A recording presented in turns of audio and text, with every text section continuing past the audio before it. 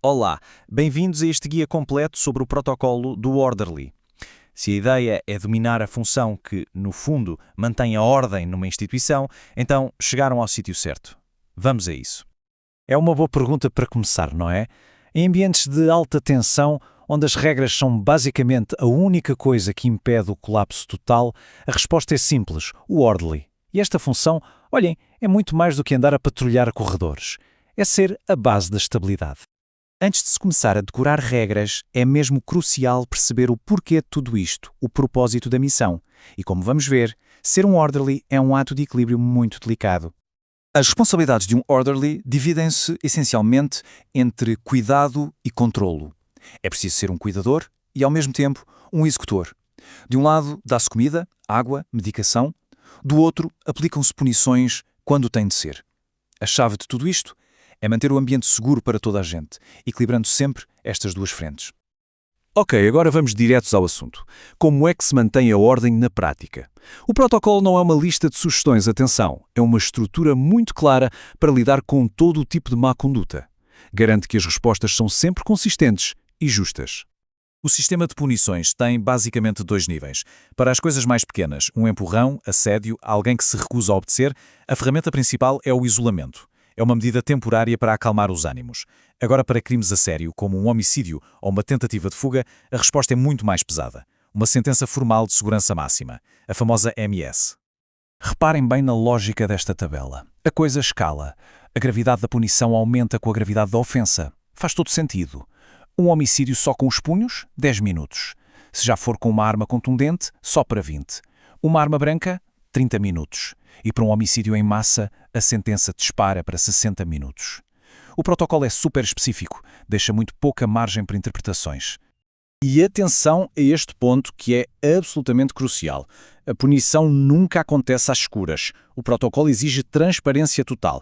Usar o comando /adverte para anunciar a duração e o motivo da sentença não é uma opção. É um pilar do profissionalismo.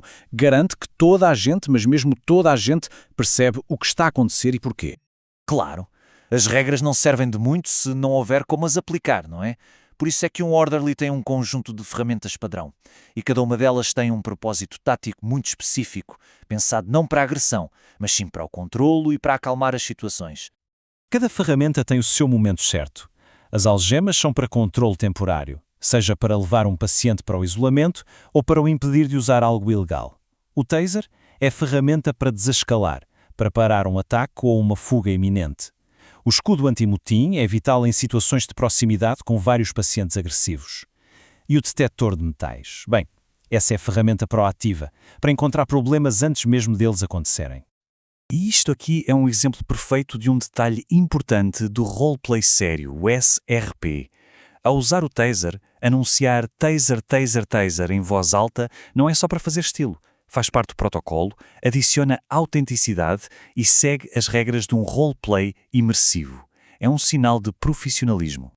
Muito bem, já vimos as regras, já vimos as ferramentas. Agora vamos um pouco mais fundo, para além do que está escrito. É hora de dominar os conceitos de roleplay que são absolutamente vitais, especialmente durante a seleção. É aqui que um recruta mostra que percebeu mesmo qual é o seu papel. Primeiro, FIER RP. Isto é fundamental. Quando alguém tem uma arma apontada, a reação realista é ter medo e obedecer. Não se trata de perder, mas sim de interpretar o papel de forma autêntica. Mostrar um bom FIER RP demonstra maturidade e uma excelente compreensão do ambiente. E no extremo oposto temos o NITRP, ou seja, No Intent to Roleplay. Este é o tipo de comportamento a evitar a todo custo. Acontece quando um jogador quebra completamente a imersão por não levar a situação a sério, por ficar na brincadeira em vez de desempenhar o seu papel. Como Orderly, a seriedade e o profissionalismo são a norma, sempre. E por fim, o conceito de força excessiva. Um Orderly tem de responder sempre de forma proporcional. Se um paciente dá um soco, a resposta não é, de repente, escalar para força letal. A contenção e o profissionalismo são a chave. Lembrem-se daquele equilíbrio. Usar força a mais é a marca de um mau Orderly. E agora, chegamos à secção final. Para todos os que aspiram a ser um Orderly, estas são as dicas de quem sabe. As estratégias que podem mesmo dar uma vantagem decisiva durante a seleção. Por isso, muita atenção. Primeiro que tudo, velocidade de digitação. 50 palavras por minuto é o recomendado. Porquê? Porque as seleções são a alta velocidade. As perguntas são feitas de forma rápida e não há muito tempo para pensar. Digitar devagar pode parecer hesitação ou, pior, falta de conhecimento. E aqui ficam umas dicas rápidas para o sucesso. Primeiro, tenham o protocolo aberto, mas não demorem a responder. 2 a 4 segundos é o tempo ideal. Segundo, escolham uma equipa com menos gente para aumentar as vossas chances. Terceiro, no lobby, mantenham a calma, fiquem sentados até que vos chamem. E um detalhe que é crucial, nunca, mas nunca se esqueçam que chaves de fendas são contrabando. São estes pequenos pormenores que os anfitriões notam. E para terminar esta análise, é importante lembrar disto.